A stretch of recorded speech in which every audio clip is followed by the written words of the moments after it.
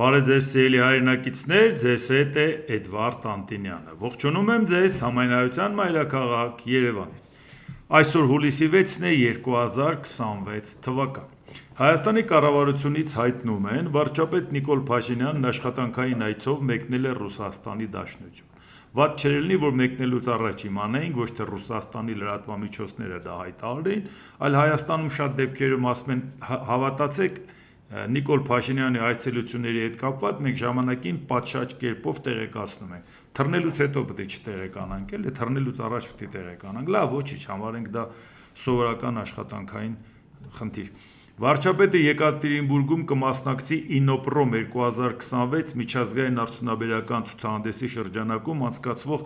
Ինդուստրիա 360 արտադրություն առանց սահմանների թեմայով լիագումար նիստին։ Այդ արդեն առավոտվա հաղորդագրությունները արդեն մասնակցեն, նաև ելույթ ունեցել, նախատեսված է նաև վարչապետ Նիկոլ Փաշինյանի հանդիպումը Ռուսաստանի Դաշնության կառավարության նախագահ Միխայիլ Միշուստինի հետ։ Դա էլ է տեղի ունեցել։ Փաշինյանը ժամանել է Եկատերինբուրգ, որտեղ նրան դիմավորել են աղ ու հացով։ Այ մարդ, այդ թշնամական երկիրներ աղ ու հացով դիմավորում։ Բասմեն ուզում են իրան վերացնեն, բասմեն ուզում են իրան շարքից անեն, բասմեն ուզում են իրան, բա որ տենց իմանում են, մարդիկ տենց գնում են ու տենց աղ ու հացով դիմավորում են, այս միամիտներն էլ հենց գիտեն Նիկոլ Փաշինյանը, էսա հրեղենձիով թուրք կեցակին գնալու է Ռուսաստան ու սաղին տեղը դնի, կամ ինչի պետք է գնա, թողածե դուք եկեք իմ ոտերը, ես գալու բան չունեմ։ Հե ժողովուրդ ջան, այն երկիրը, որտեղ ինչ որ առիթով նաև գնում են, շատ պաշտոնյաներ անգամ իրանց հետ իրանց խոհարարին ու սնունդն են տանում, ցույց տալով, որ ինչ որ մի առիթով, որ առողջական խնդիր ունենք, ենթադրենք, չենք ոչ թե չենք վստահում ձեզ։ Հա, բայց տենց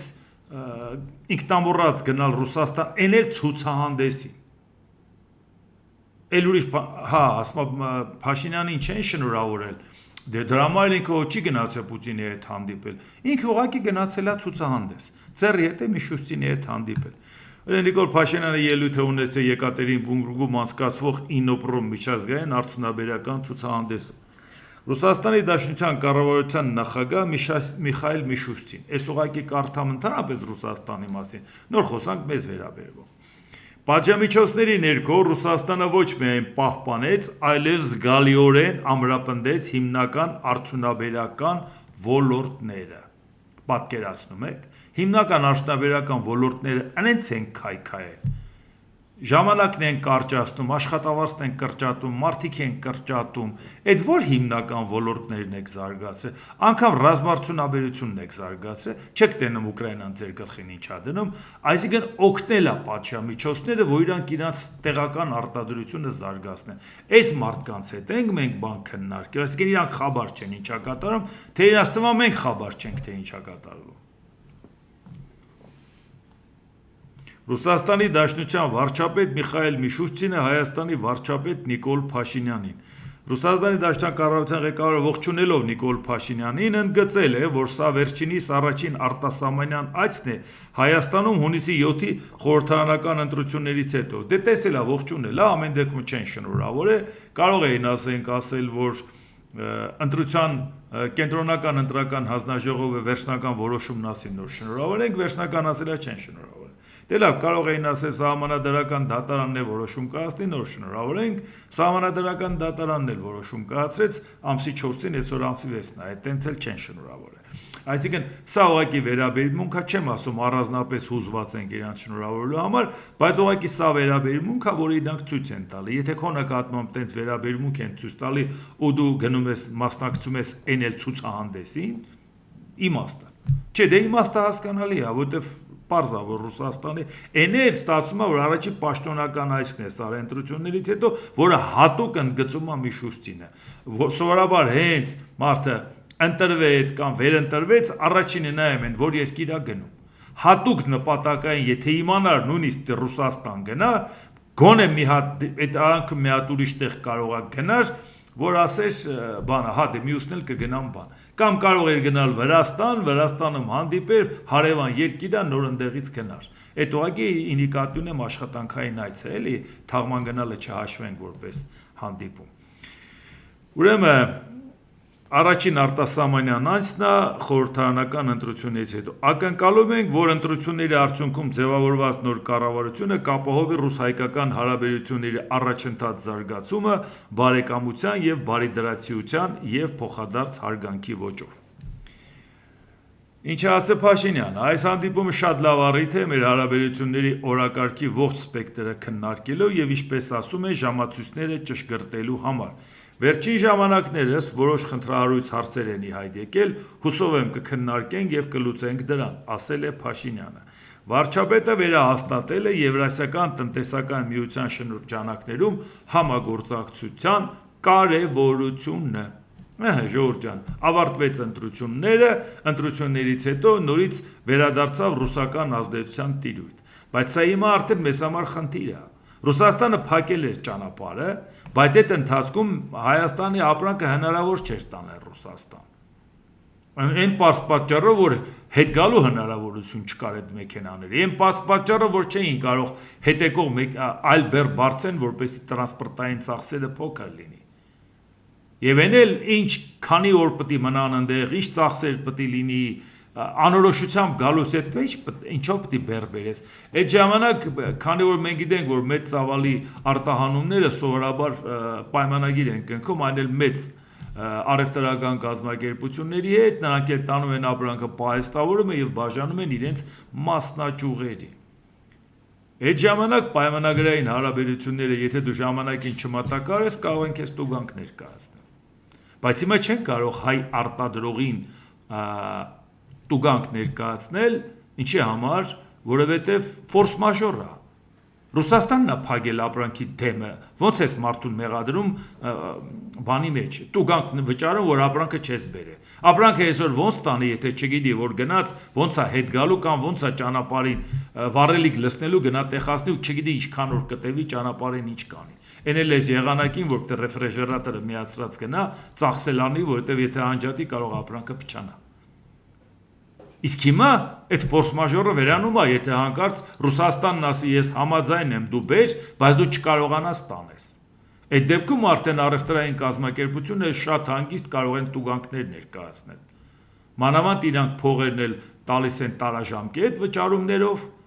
հետընկած։ Շատ հանգիստ կարող են դնել և տուգանքներ նշանակել և ասել էսի չեք անում, բայց ապրանքը խոստացել եք չեք բերել, մեր մոտ էլ դեֆիցիտ է։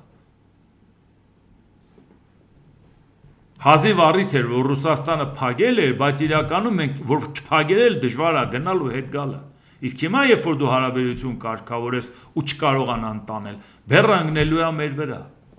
Տուգանք, իսկ հիմա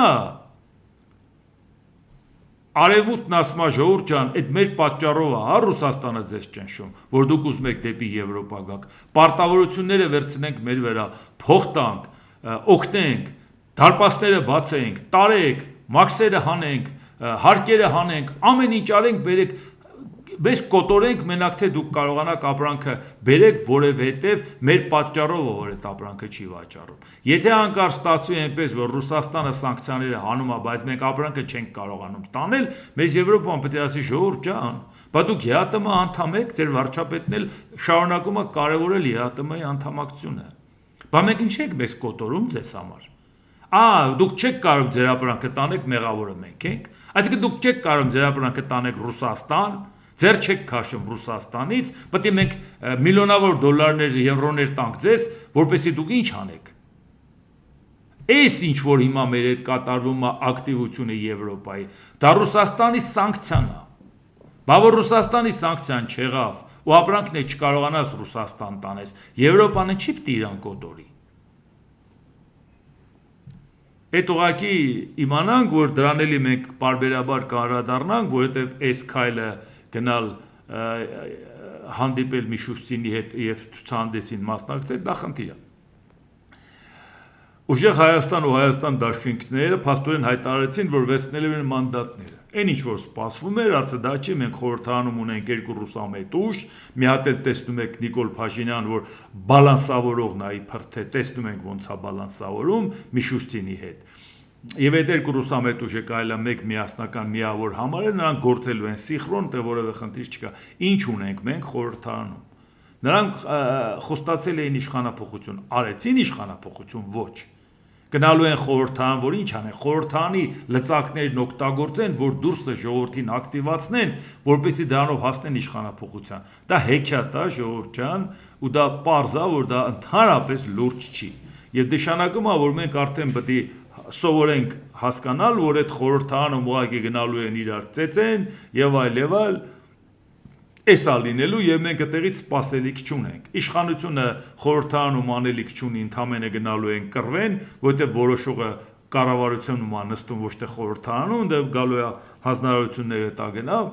իսկ խորհրդարանում էլ որևէ կառուցողական բան ինչ պետք է տեղի ունենա, որ այդ ընդդիմությունը ինչ պետք է անի։ Դուք եք ոչ լեգիտիմ, չէ դուք եք ոչ լեգիտիմ։ Դուք Արցախը հանձնեցիք, չէ դուք Արցախը հանձնեցիք։ Դուք թալանում եք, հմել դուք եք թալանում։ Այդքան պարգևներ եք գրում, էս եք անում, երեք անում։ Չգիտենք ինչ ալնելու։ Էսա սпасելիքը։ Բանամետ նայեք աշխարհում ինչա կատարում, այս ուժերով ենք դրա դեմն առնելու։ Հետո տարածվեց որ խուզարկություններ են Գագիկ Ծառուկյանի տանն ու ընկերություններում, որ 70 ընկերությունում խուզարկություններ, իհարկե հետո կպարզվի ինչ են անում, ինչ չեն անում, ինչի շուրջ եւ այլ, բայց մի հատ հարց է առաջանում։ Նիկոլ Փաշինյանը մինչև ընտրությունները նախընտրական շրջանում ասում էր, որ հենց ընտրությունն ավարտվի բոմժ եմ դարձնելու, սնանկացնելու եմ, բանտ եմ գցելու, հատուկ Ծառուկյանին գցելու եմ բանտ, հետն եմ մի հատ որց եմ գցելու, դու ես ինձ ուզում առյուծի վանդակ գցես եւ այլ, էս էր մակարդակը։ Նիկոլ Փաշինյանը 8 տարվա մեջ իր որ խոստումն է կատարել, ոչ մի։ Հիմա էլ այս անգամ ինչ ա եղել։ Ժողովուրդն ասում են, լսի դու մեզ խոստացել ես իրեն բանդիկով չաքուչը պետք է խփեիր գլխներին։ Ուրա ինչի չես անում։ Հիմա Նիկոլ Փաշինյանը գիտի, որ այլևս մտածել 5 տարի հետո է ռուսական խաղակարտը աշխատացնի, հեքիաթ է, նա ինչ գիտի 5 տարի հետո Ռուսաստանի հետ Հայաստանի հարաբերությունն ինչ ալնելու կամ Ռուսաստանի վիճակը ինչ ալնել։ Նա ասկես 26 թվականին այլևս չէր կարող ռուսական խաղակարտը խաղացնել, որովհետև Սերժ Սարգսյանը վաղուց մերժված էր անդառնալիորեն Ռոբերտ Քոչարյանն էլ արդեն խայտարակ էր եղել փուչիկը պայթել ընդհանրապես Ռոբերտ Քոչարյանը որևէ մեկը չէր կարա ներկայացնել ասել հա վախեցեք Քոչարյանից ուղղակի այնտեղ պետք էր որ Սամվել Կարապետյանը գա նույնիսկ եթե ինքը ասեր մեր ձևով կբարևենք ձեզ էլի կալանավորելու էին բա պետք է հերոսացնեին թե չէ Հազիվ կարողացավ այս անգամ էր ռուսական խաղակարտը խաղացնի 5 տարի հետո դա չի անելու չէ նշանակում այլևս ինքս ինքը սրանց կարիքը չունի դնելու է կալանավորի ձեռներից առնի սեփականություն եւ այլ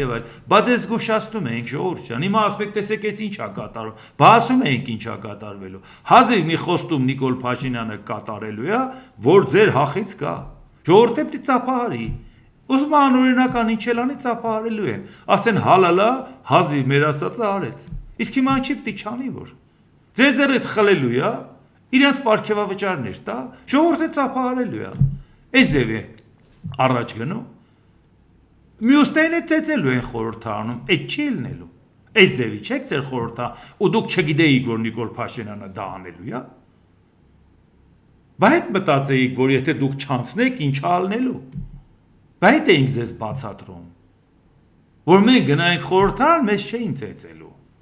որտեղ մեզ չէին կարա մեղադրեն, թե բանակն եք թալանե կամ երկիրն եք թալանե, կամ սխալ բանակցություններ եք վարե, այդ դրա համար պետք է չուզենային, որ մենք ըլնեինք, այդ դուք ամեն ինչ արեցիք, որ դուք ըլնեք, բա հենց դրանով էլ իրանք ասեն ժողովուրդ ջան, տեսեք ովքեր են ուզում իշխանություն, Հիմի զարմացել են, ասում է Գագիկ Ծառուկյանի դեմ տեսեք ինչ եք անում, Գագիկ Ծառուկյանը տենչում էր, որ իր հետ տենց անեն Այդ մեր երկիրն է ափսոս, որ հիմա ինչ էլ անեն իրա հետ, ժողովուրդը ծափահարելու է։ Ինչ եք ակնկալում, որ ասենք այս ինչ վատ բաներ եք անում։ Դուք գողացաք ժողովրդի ապագան։ Ժողովրդի ապագան ժողովրդի ձայնը, որտեղ ժողովուրդը այլ ընտրանք չունեցավ։ Խափեցիք։ Հունիսի 7-ին մենք վարչապետ ենք ունենալու։ Ունեցաք ձեր վարչապետը, հիմա ասма չէ, ժողովուրդ ջան, մենք ուրիշ տարբերակներ գիտենք ինչ ենք անելու։ Մենք գիտենք, որ դուք ոչ մի տարբերակ էլ չունեք, որովհետև ի սկզբանե ասել ենք, որ չունեք։ Խափել եք ձեն եք ստացել, հիմա ասում եք ժողովուրդ, տեսեք ինչ հակա, այս Փաշինյանը գիտեք մեզ հետ ոնց է վարվում։ Բա կարելի է տենց բան։ Բայց ինքը խոստացել էր, որ դա անելու է։ Դուք էլ ասեք շատ լավ, էսա միլիոնները ծախսենք, ընենց անենք, որ Փաշինյանը դա անի։ Որովհետև հանկարծ խորհրդարան չգնան այնպիսի ուժեր, որոնք Փաշինյանին ասեն, ես ինչ ես անում։ Անկախ նայած ում դեմ ես անում, օրենքն չես խախտում, ով ասի։ Հա, կասենք, բայց ոչ խորհրդարանական հարթակից։ Մի խոսքով, հիմա նայենք այդ Ամերիկայի Միացյալ Նահանգների նախագահ Դոնալդ Թրամփն այս շաբաթ հուլիսի 7-ից 8-ը, որ Թուրքիայում կայանալիք ՆԱՏՕ-ի գագաթնաժողովի շրջանակում կհանդիպի Ուկրաինայի նախագահ Վոլոդիմիր Զելենսկու հետ։ Թրամփի եւ Զելենսկու հանդիպումը կկայանա չորեքշաբթի, այսինքն ամսի 8-ին եւ նվիրված կլինի հակամարտության դադարեցման ուղիների որոնմանը։ Իհարկե, թիվ 1 հարցը միշտ եղել է ուկրաինական պատերազմը, նույնիսկ երբ որ Իրանը փորձել է իր խնդիրները առաջ գցել, միշտ ասել են, որ ժողովուրդ ջան, չխաբվեք, իրանական պատերազմի արդյունքով չի լինելու նոր աշխարհակարգը լինելու է ուկրաինական պատերազմի արդյունքով։ Երբ որ Ռուսաստանին ռազմավարական պարտության կմատնեն Ռուսաստանի եւ կլինի նոր աշխարհակարգ։ Հիմա տեսնենք այդ հարցում տեսնում եք ակտիվությունը նաեւ ուկրաինական ճակատում եւ նաեւ ուշադրություն դարձնենք երկուշաբթի գիշերը, այսինքն այս գիշեր Ռուսաստանը զանգվածային հրթիռային հարված է հասցրել եւ անօդաչու թռչող սարքերով գրոհել Կիևը։ Դրա հետևանքով զոհվել է առնվազն 11 մարդ, եւս 46-ը ստացել են վնասվածքներ։ Ցանկացած ենթակառուցվածքին Ուկրաինայի հարված Ռուսաստանը պատասխանում է բնակավայրերին խփելով, Կիևին խփելով, չես կոտրելու ժողովրդին։ Դա տեղի չի ունենալու։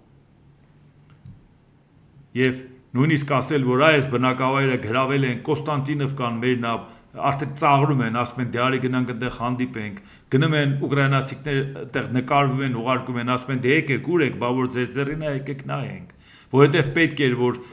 Թրամփի հետ հեռախոսազրույցից առաջ ցույց տար, որ ինքը առաջ է գնում, հաջողություններ ունի, որ գոնե Թրամփը բանակցեր պատերազմը դադարեցնելու համար։ Թրամփ-Պուտին զրույցի մանրամասները ներկայացրել Ռուսաստանի Դաշնության նախագահի օգնական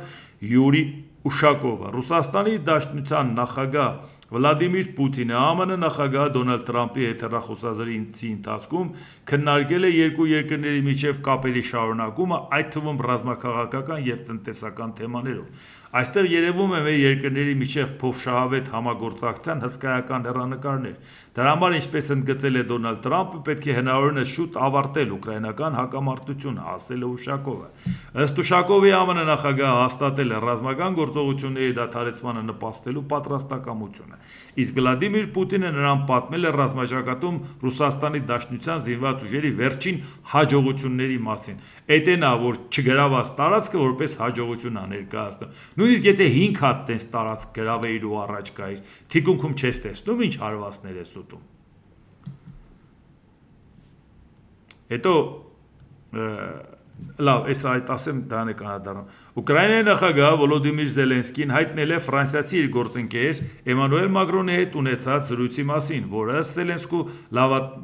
տեղյակ է ընթացիկ դիվանագիտական հեռանկարների բոլոր մանրամասներին։ Կարևորը, որ բանակցություններում Ռուսաստանի վրա ճնշում գործադրելու եւ խաղաղությունը առաջ մղելու ուղղությամբ մեր յուրաքանչյուր քայլը լինի առավելագույնս մանրակրկիտ նախապատրաստված եւ համակարգված առանցքային գործընկերների հետ, նշել է Զելենսկին։ Ըստ Ուկրաինայի նախագահի Կիևի դիրքորոշումն այն է, որ Եվրոպան պետք է լինի դիվանագիտական գործընթացի մաս, իսկ նրա ձայնը պետք է կշիռ ունենա։ Ինչպես տեսնում եք, Եվրոպան կանգնեց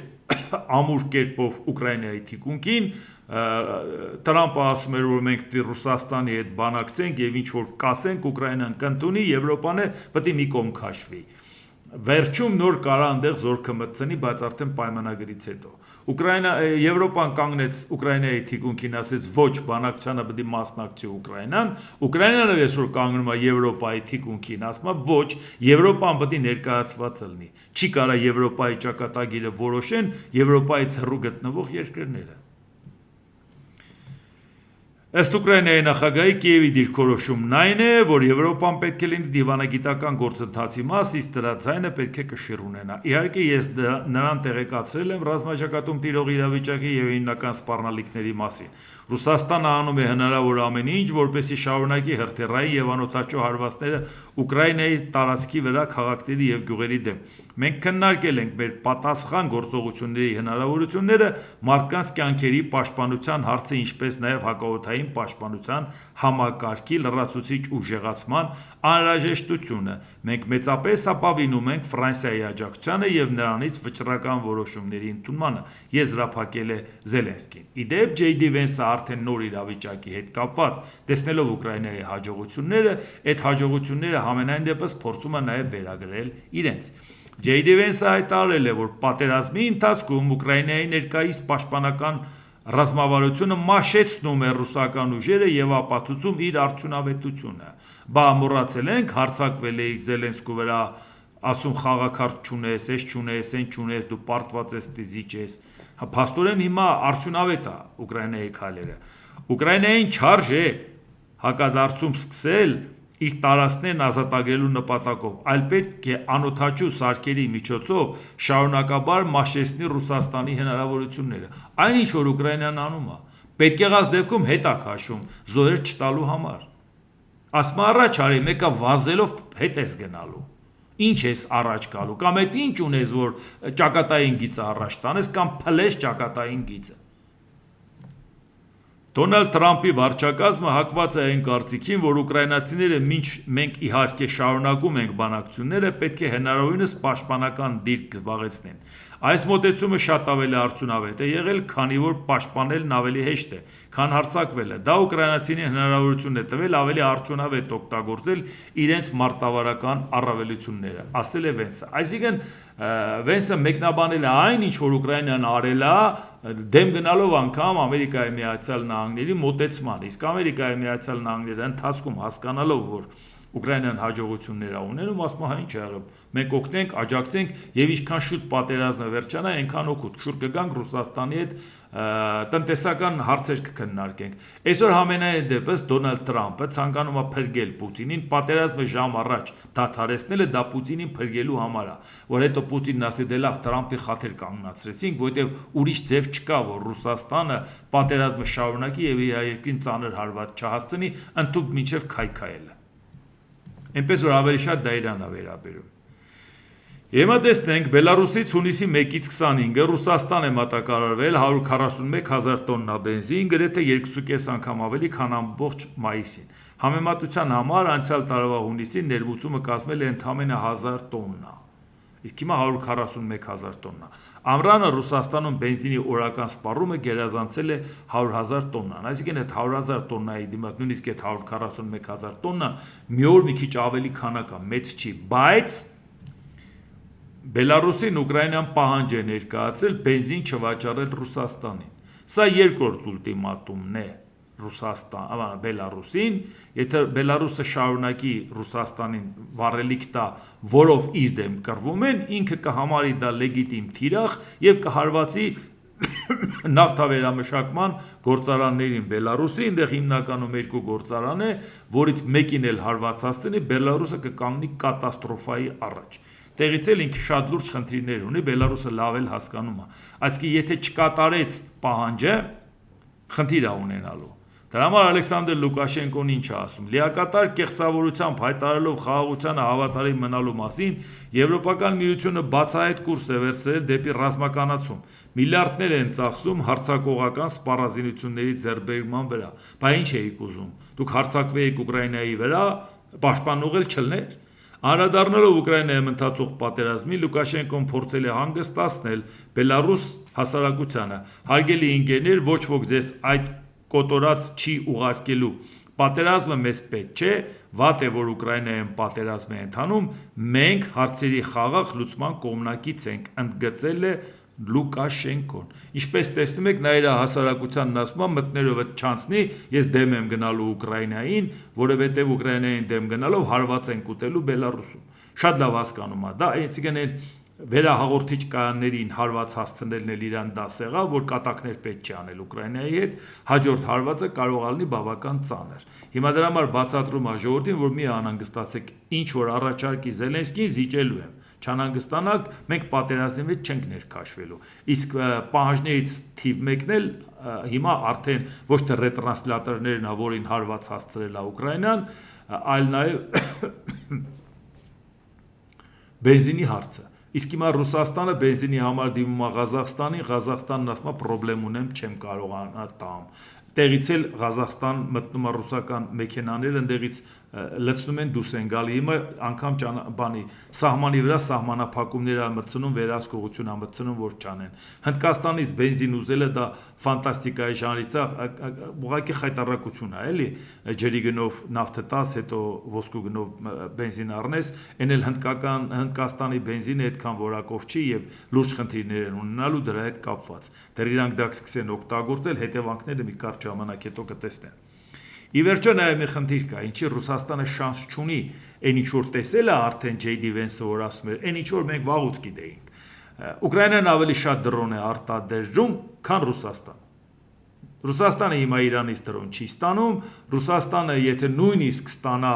Հյուսային Կորեայից էլ, որ այս վերջի շրջանում առանձնապես չի խոսվում այդ մասին, համար են եթե ստանալ։ Նա մեծ ճշգրտություններ չունի, իսկ եթե ռետրանսլյատորներն էլ չկա Բելարուսում դրած, իրանց համար ահագին դժվարանալու է այդ խնդիրը։ Բայց դրա դիմաց Ուկրաինայի դրոնները ավելի շատ են եւ նաեւ բազմապրոֆիլ եւ ավելի որակով։ Բացի դրանից թևավոր հրթիռներ ունեն եւ բալիստիկ հրթիռներ ունեն։ Եվ ինչ է ստացվում։ Ռուսաստանը ուկրաինական դրոնը տարբեր գների է։ Մի քանի $100-ից մինչեւ մաքսիմում $100,000, նայած ինչի մասին է խոսքը։ Իսկ Ռուսաստանը, որ հակաօդային պաշտպանության համար համապատասխան սարքերն օգտագործի, դա բավական թանկ հաճույք է իր համար։ Այդ էժան դրոնին խփելու համար նա ինչ է օգտագործելու։ Բացի այդ, որ այդ ինտենսիվության դեմը չի առնում։ Միանգամից Ուկրաինան, ասենք, լացուկոցները դրած ասում է այսօր 500 դրոն արձակեցին, մենք էլ դրեցինք 500 դրոնը դուք որ խփեցիք։ Նախ 500-ը չեք խփել, եւ երկրորդ, եթե նույնիսկ դուք 500 դրոն էլ խփեք, այդ 500 դրոնը խփելու հետ կապված դուք ուղղակի տակից չեք կարողանալու դուրս գալ։ Գումարները նայ տասնապատիկ, հարյուրապատիկ տարբերա գները Ուկրաինայի եւ ռուսական։ Էլ չեմ խոսում այն մասին, որ Ուկրաինան անընդհատ կատարելագործում է, իսկ Ռուսաստանը չի կարողանում նույնիսկ դրա դեմն առնի։ Իսկ նույնիսկ ինքը չի էլ կարողանում կատարելագործված այնպիսի հարվածներ հասցնի, որ Ուկրաինան դրան չդիմանա։ Ստիպված դնում է, ասենք, բալիստիկ հրթիռով եւ այլ հարվածներ է հասցնում, որի քանակությունն էլ ինքը այդքան չունի։ Ինքը չի կարող այդ պատերազմում ուղղակի հաջողություն գրանցի։ Էս է խնդիրը։ Եվ մենք նայում ենք, որ այս իրավիճակում են մեզ բացատրում, որ ժողովուրդ ջան, Ռուսաստանը դե հարաբերությունները լավացնենք, լուրջ եք ասում։ Եվրահանձնաժողովի նախագահ Ուրսուլա ֆոն դեր Լեյեն անցած գիշեր ռուսական վարչակարգը կրկին կույր հարձակում է գործել խաղաղ բնակիչների վրա օդից ավելի քան 400 ԱԹՍ-ով եւ հրթիռներով գրոհելով մայրաքաղաքը։ Ուկրաինային հրատապ անհրաժեշտ է ավելի շատ հակաօդային պաշտպանություն։ Այո, հենց Ուկրաինան հենց դրա համար ասում են տվեք, մենք պաշտպանենք, որտեղ հիմա իրանք ստիպված, այսինքն հարձակումներով են կարողանում կանխել Ռուսաստանի հարձակումը, որ հարվածներ հասցնելով, վնասներ հասցնելով, որի հետ կապված թույլատնեն թիկունքը, բայց եւ միևնույն ժամանակ Ռուսաստանն էլ այնուամենայնիվ պատասխան հարվածներ է տալի, որ դրա դեմը պետք է առնել։ Եվ մենք Ուրսուլա ֆոն դեր Լեյենն է շարունակում, եւ մենք քրտնաջան աշխատում ենք առաջիկա օրերին պատժամիջոցների 21-րդ փաթեթի շուրջ գործարքը կնքելու ուղղությամբ։ Մենք կշարունակենք մեծացնել ճնշումը, մինչեւ Ռուսաստանը վերջ տնի արյունահեղությանը, գրել է ֆոն դեր Լեյենը։ Հիմա դուք տեսնում եք Եվրոպայի վերաբերմունքը այս ամենի նկատմամբ, նաև ՆԱՏՕ-ի գագաթնաժողովում Ուկրաինան բավական լուրջ խնդիրներ ունի դնելու, մարդիկ արդեն տեսնում են այդ հաջողությունը, որը արդեն Միացյալ Նահանգներն է գրանցում, այդքան հեշտ չէր իրանց համար իրանց սխալը ընդունել, որ Ուկրաինան պատերազմում հաջողություն է գրանցում։ Ինչ էր ասում Ուկրաինան, ոնց կարող է Ռուսաստանի դեմ պայքարել։ Տրամպը մոռացել է իր ասածները։ Լավ, մի հատ նրա չափերը նայեք, դուք ոնց եք նրա պատկերացնում, դուք Ռուսաստանին կարող է հաղթեք։ Բայց հիմա ոնց է պատկերացնում, որ շատ արդյունավետ ձևով Ռուսաստանին կարողանում է հաղթի։ Իսկ Մոլդովայի խորհրդարանը վերջերս օրինակից ընդունեց, որով աստիճանաբար վերացնում է հարկային արտոնությունները չճանաչված մեծ Դնեստրի համար։ Իհարկե, այս ժամանակացույց է սահմանել կամած հարկային արտոնությունները անելով, մեծ Դնեստրը Ռուսաստանի վերահսկողության տակ է, եւ չի էլ ճանաչում Մոլդովայի իշխանությունը, Մոլդովան առանձնապես առճակատման չէր գնում, որտեղ դա նշանակում է առճակատման գնալ Ռուսաստանի դեմ, իմաստը որն էր։ Հիմա Ռուսաստանը այնքան է թուլացել, որ վախվորած խնդրում էր Վրաստանին ասում էր պայմանագիր կնքի Աբխազիայի հարավային Օսիայի հետ, որ չես հարձակվի, ասեցինք, բայց 2008 թվականին չեք եկել հիմա դա առաջարկում, որտեղ արդեն դիրքերը թուլացել է, եթե Վրաստանը ցանկանա, իրանք հաջորդ ֆրոնտն է Վրաստանի վրա չեն բացելու այնքան են թուլացել, Մոլդովայի հետ կապված էլ խնդիր է առաջանում։ Եթե Մոլդովան մտցնում է այդ ոչ թե հարկեր է մտցնում, այլ արտոնությունն է հանում, այսինքն նորմալ ձևով Մոլդովայի տարածքում համարում անկերություն, որոնք պետք է հարկեր վճարեն, այդ ժամանակ արդեն ասում են կքայքայվի մեր տնտեսությունը, կրկնակի հարկեր չենք կարող բուծել, մարդիկ ասում են կրկնակին որն է։ Մոլդովայի երկրում է միջազգայինորեն ճանաչված Մոլդովայի տարածք։ Դրա կրկնակին որն է, բա այնտեղ մի մուծի, այնտեղ մուծի։ Ասում ոնց համընդեղ մուծենք, համընդեղ չենք կարող, բայց համը որն է, եթե դու Մոլդովայի տարածքում ես գործում։ Սա ինչի մասին է խոսում։ Բայց Ռուսաստանից ինչ են արդեն ասում։ Դե լավ, հո մենք չենք ընկնելու այդ Մոլդովա մեզ Դնեստրի հետևից դրա հետ կապված նոր խնդիրներ ստեղծել։ Բա մեզ պետք է այդ գլխացավանքը, յա։ Բայց դուք դա համարում եք մեր Դնեստրը դա պլացդարմ ձեզ համար, որ ընդեղից մտնեք Ուկրաինա, դե սահմանակից է, տո Օդեսայի մարզով վերցնեք, գնաք այն ծովափնյա մասերով արդեն դուրս գաք։ Արդեն լրիվ գծագիրը գծել եք, դա համարում եք, որ այդ ձեզ համար շատ կարևոր տեղ է մեր Դնեստրը։ Հիմա արդեն պարզվեց, որ մեր Դնեստրը ձեզ առանձնապես պետք էլ չի, անիմաստ գլխացավանքա իզուր իրանց պահում եք։ Էս է ժողովուրդ ջան, Ռուսաստանի աջակցությունը։ Այն որ իր համար սկզբունքային էր Աբխազիան, հարավային Օսիան, մեր Դնեստրն ու Ղրիմը, լա Ղրիմը առաջին հերթին, չհամեմատենք մյուսների հետ, այդ մյուսները ուրիշի տարածքում էր, Ղրիմը համարում էր Իրանն է։ Այս վիճակն է ժողովուրդ ջան։ Իսկ Բենյամին Նեթանյահուն էլ մենք ունենք ընդհանուր նպատակներ, այս մասին հայտարարել է Իսրայելի վարչապետ Բենյամին Նեթանյահուն, վստահեցնել է, որ ԱՄՆ-ի եւ Իսրայելի միջև քաղաքական տարաձայնություններ չկան, այդ թվում Իրանի հարցում։ Ամերիկան մեզ անվանել է օրինակելի դաշնակիցներ, քանի որ ի տարբերություն մնացած դաշնակիցների մենք իսկապես կռվում ենք Ամերիկայի հետ կողք կողքի, ասել է Նեթանյահուն։ Ասել, որ Ամերիկայի Միացյալ Նահանգների դաշնակիցը ոչ մեկը չի կասկածում, բայց ասել, որ ընդհանրապես տարաձայնություն չկա, դա էլ մի խիստ կասկածելի է, եւ նաեւ ընդհանուր նպատակ են իրանք հետապնդում Ամերիկան եւ Իսրայելը, այդ միայն Տրամփն ու Նեթանյահուն են ընդհանուր նպատակ հետապնդում։ Շատ հարցերում Ամերիկայի եւ Իսրայելի նպատակները կարող են տարբեր լինել։ Մանավանդ եթե քաշային կատեգորիաները հաշվի առնենք, Ամերիկայի Միացյալ Նահանգներ եւ Իսրայել ընդհանրապես աշխարհաքաղաքական նպատակների հարցում իսկ համեմատելի չի իրանց նպատակները, ինչ անում աշխարհի թիվ 1 գերտերությունը եւ ինչ անում իշխանությունը հզորული մի հատ փոքրիկ պետությունը։ Բենյամին Նեթանյահու Իսրայելին իրավունք է տրվել պահպանել անվտանգության գոտի Լիբանանում, Իրանը ցանկանում է մեզ դուրս մղել հարավային Լիբանանից եւ նրանք փորձում են ճնշում գործադրել Միացյալ Նահանգների վրա։ Մենք հաջողությամբ դիմադրում ենք այս ճնշմանը։ Այսինքն ուզում եք ասեք, որ Իրանը կարողանում է ճնշում գործադրել Ամերիկայի վրա, դուք էլ դիմադրում եք այդ ճնշմանը, բաց մեկ Իրանը վերացել է, չկա, քարը քարին չենք թողել, քարե դար ենք ուղարկել։ Այսինքն ժողովուրդ ջան, դες պետք է չի խոսացնել, դուք այնա շատ པարզ բացատրում եք։ Իրանը այնքան ուժեղ է, որ կարա ճնշի Ամերիկային, Ամերիկան է ճնշում Իրանին, Իսրայելին, Իսրայելը դիմադրում է այդ ճնշմանը։ Բա ասեք մարդիկ իմանան, բա մեծ խոսում եք։ Լիբանանի դեմ պայքարում մենք մեծ նվաճման շնորհիվ մենք հաստատել ենք անվտանգության գոտին, պահպանելու լեգիտիմություն, բացի նրանք կփորձեն խաթարել այն ցանկացած անհրաժեշտ միջոցով, այդ թվում Լիբանանի կառավարությանը ճնշում գործադրելով, հայտարարել է Իսրայելի վարչապետը։ Այն ինչպես դուք տեսաք, այսինքն ինքը խոստովանեց, որ Իրանի հետ կապված իրանք հարցը չեն էլ լուծել։ Այն ինչ որ ներկայացնում են լավ հարաբերություն ենք Ամերիկայի հետ, ուրախ ենք ձեզ համար։ Բայց եւ միևնույն ժամանակ դուք հարցը այնուամենայնիվ չեք լուծել։ Իսկ որ Լիբանանը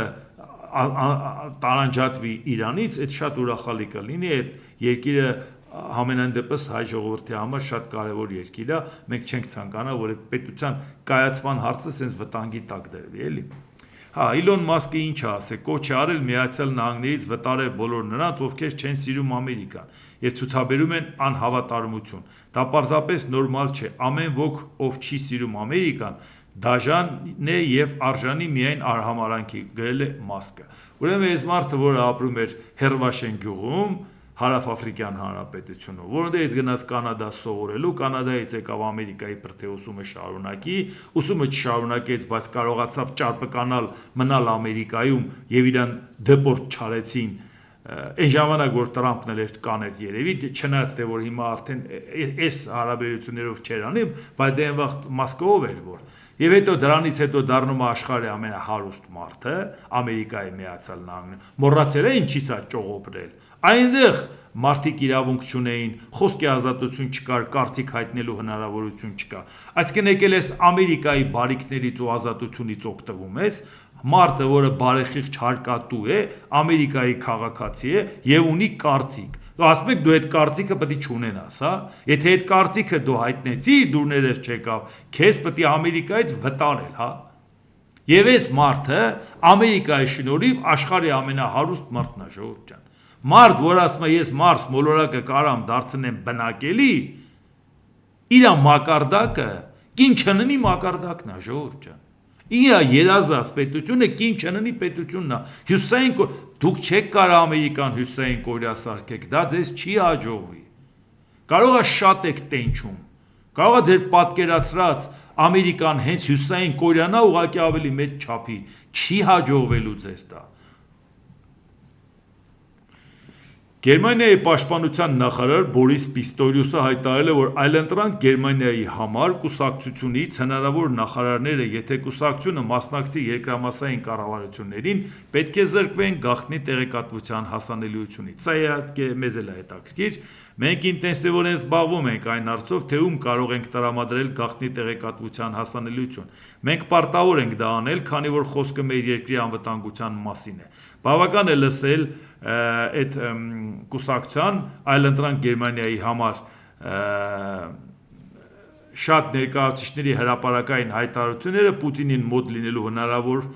չէ չնկատել։ Հնչում են նաև ենթադրություններ Ռուսաստանի կողմից հնարավոր ֆինանսավորման մասին։ Ակնհայտ է, որ դա չի կարելի թույլ տալ, նշել է նախարարը։ Այսինքն տեսեք հարցը ինչն է։ Եթե դու մեր թշնամու հետ համագործակցում ես, մենք պետք է գաղտնի ինֆորմացիա չտանք, որտեղ դա օգտագործել ես պետության դեմ։ Հիմա երբ որ ժամանակին ասում է, որ ժողովուրդ ջան, գալու են խորհրդարան ուժեր, որոնք որի պաշտոնե իրավունք ունեն գաղտնի ինֆորմացիա ստանան, որտեղ падգամավոր են, բայց երբ որ նրանց կանգնում ասում ես, որ օտարին եք ծառայում, ոնց ես նրան գաղտնի ինֆորմացիա տալու։ Դու նրան գաղտնի ինֆորմացիան չես տալու, որովհետև դա կարող է ծառայի օտարի, բայց եւ դրանով ինչ ուզենաս կանես, որովհետև վերահսկողություն չկա, որովհետև ասում ես մենք իրանց չենք, այսինքն պետք է իշխանությանը խորհրդարան գար այնպիսի ուժեր, որին կարողանան սահմանափակել, ասել ուրիշի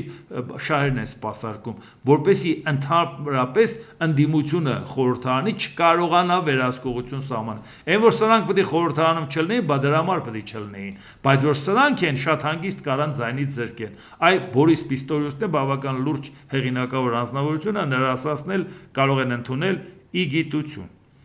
ԱՄՆ անկախության օրվան նվիրված Վաշինգտոնում ունեցած տոնական ելույթի ընթացքում նախագահ Դոնալդ Թրամփը զուգահեռներ է անցկացրել Սառը պատերազմի ժամանակաշրջանի եւ ժամանակակից քաղաքական մարտահրավերների միջև, հայտարարելով, որ Միացյալ Նահանգները արդեն մեկ անգամ մուշտն ու մանգաղը մոռացության են մատնել եւ պատրաստ են դա անել կրկին, եթե անհրաժեշտ լինի։ Թրամփը շեշտել է, որ իր կարծիքով կոմունիզմի գաղափարախոսությունը կրկին դրսևորվում է ամերիկյան քաղաքական կյանքում։ Դա այն բնութագրել է չարորակ գոյացություն, որը անհրաժեշտ է արագ եւ վճռականորեն հեռացնել։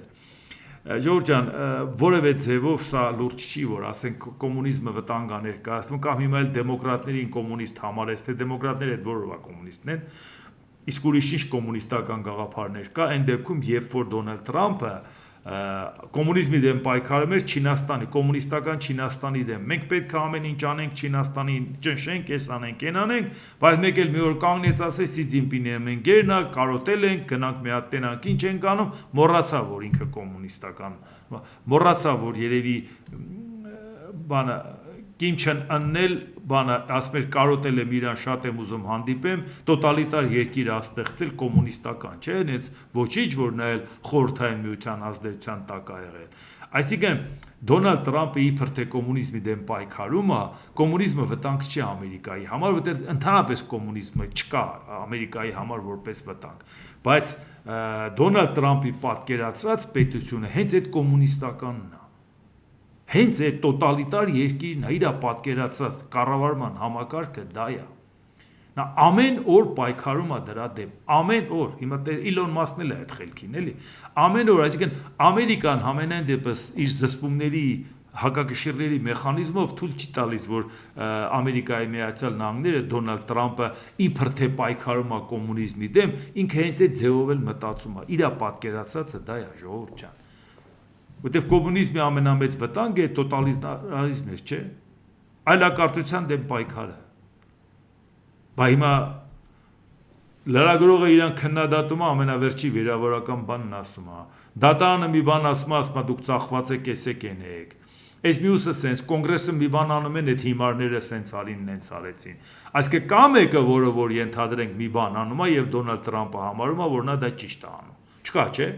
բա ինչ կոմունիզմի դեմ ես պայքարում, կոմունիզմի դեմ կպայքարեն էլի, նոյեմբերի 3-ի ընտրությունների ժամանակ, ասենք բավարար չափով ձայն կստանան դեմոկրատները և որի դեպքում Դոնալդ Տրամպի լիազորությունները կսահմանափակվի, որ չհասցնի Ամերիկան կոմունիստական երկիր սարքի, 2 տարի հետո կգնա տուն էլի,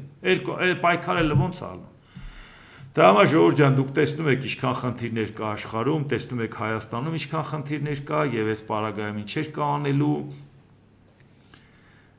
Այսօր այսքանը, եթե հավանեցիք սեղմ 1 լայք կոճակը, բաժանորդագրվեք Էդվարդ Անտինյան YouTube-յան ալիքին, սեղմ 1 զանգակ կոճակը, գրեք մեկնաբանություններ, գրեք հարցեր, դիտեք եւ դատեք ինքներդ։ Շնորհակալություն։